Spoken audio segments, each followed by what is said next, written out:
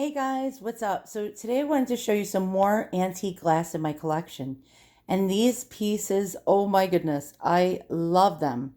And sadly, I'm going to have to list them on Etsy probably soon. I don't like listing my antiques on Etsy, but I get nagged by my husband. I can't blame him. He wants me to sell this stuff. He thinks it's a waste to have all these antiques around the house. But I digress. I think he's wrong, because these are the type of pieces that you could never, ever, ever, ever like replace with today's crap. Like the stuff on Amazon or in like the decorator stores like Pier 1 Imports. Where are you going to find a vase like this? Nowhere. So let me show you what these are. Now these are iridescent glass. I don't know if you could see like the color change and how luminescent they are under the light. You see that? It's like a very rainbowistic type of iridescence, although they're green. And they change in intensity as the light travels through them. And what these are known as are Cameo glass vases. Now, each and every one of these have little muses on them. And I don't know if you know what a muse is. It's almost like a little goddess or a little wood nymph or like a Roman goddess type style. But look how gorgeous the decorations are on this piece. So on the side here, we have this beautiful, beautiful flower design. Now, I suspect that these were made during the Art Nouveau era. I could be wrong, it could be earlier. In the Art Nouveau era, we had a lot of flowers and a lot of naturalistic themes. So now when I turn my vase around, you'll see this beautiful, beautiful lady with raised painting. And it's like a very, very bumpy type of material. It's raised off the actual surface. And you'll see this little lady, and she's standing again with a stylized little design. And what's really beautiful is it appears that there's like a little dragonfly floating and fluttering off to the side. And again, we have this beautiful, beautiful, like iridescent glass. And this green is stunning. Now the top is like pinched and almost tulip in shape. It looks like a flower. So as you turn it, it looks like flower petals. And again, that's very, very Art Nouveau in style. Now the other one, we have a pair, has a different actual picture or cameo. And so we have another nymph, and she's like a goddess. And look at the beading on it. It has little raised beads. She's wearing a toga.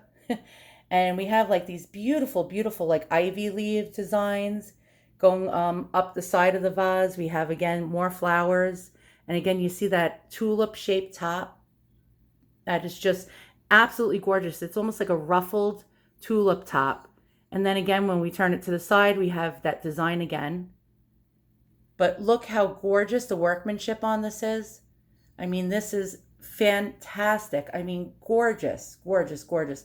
And look how when the light hits it, it changes in shade of green. Now on the bottoms, we have a grounded out pontil. So that's showing me that this is a better quality glass. This was hand blown as well. This is not pressed glass. This was not molded in a mold. This was hand blown. And when you see that, that means that when someone broke off the cane, as they blew into it, it would leave a blob of glass. So they had to break it off. Well, when they did that, they ground it out and they smoothed it out. And like inexpensive glasses, glass vases that you'll see, a lot of them don't do that. And that was the cheaper glass companies. It was an extra step that they just avoided and ignored. And so that would be a cheaper piece. But look at the workmanship. Now, there's no marks on it anywhere. I'm trying to find a mark, and I don't see anything anywhere. And I have no idea who made these. And that's quite sad. I wish I knew. I may never know. Now, there was a bunch of companies making things like this back then. Companies such as Moser, LaGrasse, Harac, Baccarat. There was American companies by the name of Pearpoint or Mount Washington. I mean, there was so many different companies, you'll never know. Stoibin. So there's probably no way that I'll know who made these unless an expert comes along and sees this video and chimes in the comments below. Again, I've never seen anything more beautiful than these. As a matter of fact, maybe I won't list them on Etsy, and I'll tell my husband I did, and I'll just say, oh, sorry, honey, it's not selling. Nobody's interested in them because I really don't want to see them go. I mean, would you? I don't know. Guys, this is the worst part of collecting antiques and being someone who sells antiques for a living. 9 times out of 10, you'll end up getting something and you'll get it to resell or flip. And then you'll love it so much that selling it is like torture. And there was quite a few things over the past 20 years that I've been selling on the internet that I've sold things that I really regretted selling. To this day, I could tell you each and every one of those things that I regretted selling. That once it was gone, it was packed up and put in a box and shipped out to somebody. I was very, very sad. And to this day, I miss each and every one of those pieces. So you can't get these back. I mean, think about it. Something that's 130 years old, you're not going to get back. I mean, and when you sell it, I mean, it's in somebody else's house and they're enjoying it and loving it, but it's not in your hands anymore. So maybe my husband won't bother me so much and he'll get off my case, but I can't blame him. He wants to see this stuff go. He wants it out of here. He always threatens me that he's going to throw each and every one of my antiques into the garbage. And I'm not kidding you. I fear that every single day that goes by. He's like, sometimes he gets really serious about it. He grabs a garbage bag and says, I'm just going to throw this, excuse my language, this shit into the garbage. And he doesn't appreciate them. And I love my husband. He's a good man. He sounds like a real prick right now. Excuse my language. But you can't force people to like things that you like. And to him, this is just a money waster. It's just wasting his money. And that's why I sell a lot of my stuff on Etsy, believe it or not. I sell it so he gets off my case so I can get some money to buy more stuff. So it's almost like a revolving collection. So I wouldn't even consider myself a dealer.